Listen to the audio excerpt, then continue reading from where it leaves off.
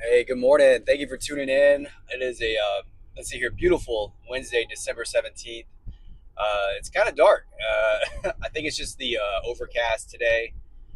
No rain expected, but there's a little bit of overcast, so it's blocking out the sun, making it a little bit darker than usual. But and these are the shortest days of the year coming up this next week, so that also could be playing a role. Anyway, just on my way to work as usual, recording a little bit of video of me just trying to get better, trying to just kind of delve into philosophy and find little tools and strategies and mindsets to kind of to get better. Yeah, all right. This video is not off to a great start, but I really do appreciate your time here. I think today I'll try to make this one short.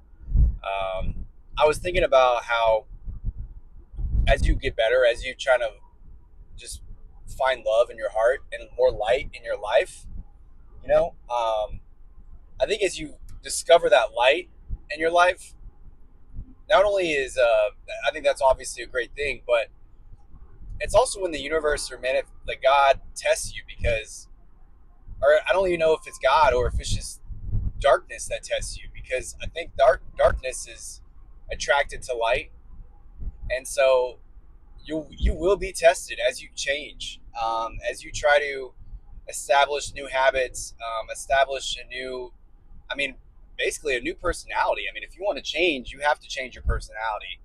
Uh, you know, the old self you need to stop identifying with the old self.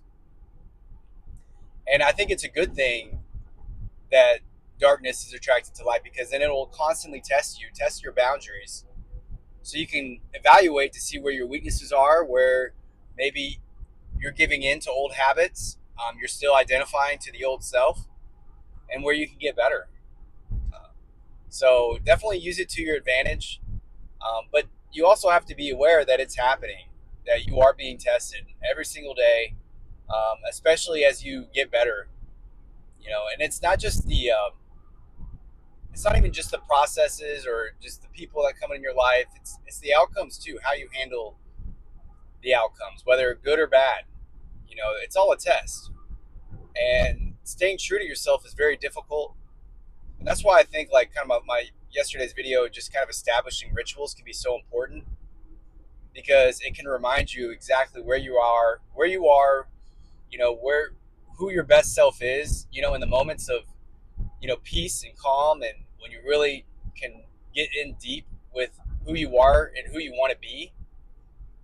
Write down those rituals, write down that prayer to remind yourself so you can go back to it. And if you can establish a ritual, I was thinking about morning and night, and I've been doing the morning prayers pretty consistently. Last night I did not do the nightly prayer, which I should have. But I was just kind of tired and just passed out a little bit earlier than I expected.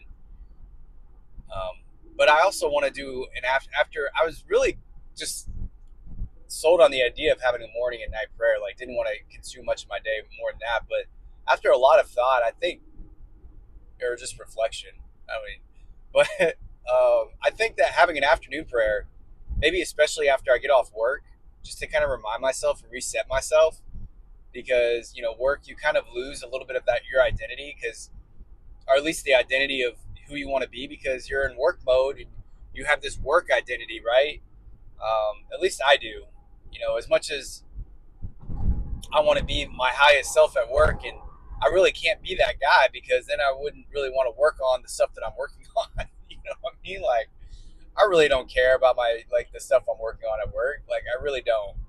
And what I have to keep up with, at the end of the day, it doesn't mean anything to my soul. It doesn't mean anything to the fulfillment of my life. But I also want to have identity that I show up for work because I need to get money, and I'm a good worker, and I work well with others, and all the good stuff that you kind of want to have as your work identity, so that you can have income and you can provide for yourself and your family and those that you care about.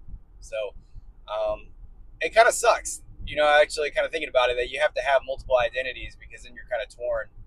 I think ideally you just have that one identity you live through and through every single day. But I don't know, maybe just some of us can't really have that at this time. but we can work towards it.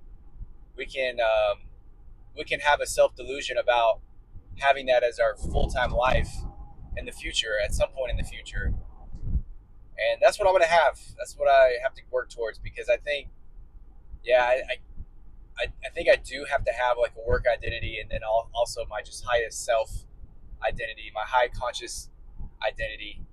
Um, but yeah, it's I don't know. Kind of curious what anyone else thinks about all that.